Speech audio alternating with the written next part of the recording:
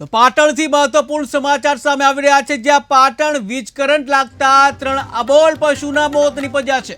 કે જ્યાં પાટણમાં વીજ કરંટ લાગતા 3 અબોલ પશુઓના મોત, ત્યારે સમી તાલુકાના વાવલ ગામે 3 ભેંસોના મોત નીપજ્યા છે.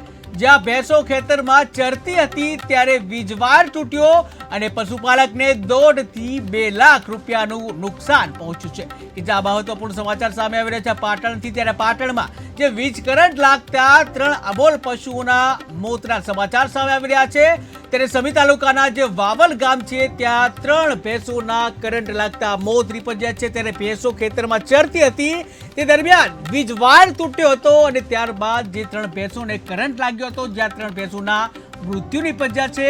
ત્યારે પશુપાલકોને ભેંસોના મૃત્યુ નીપજતા 1.5 થી 2 લાખનું નુકસાન થયું છે.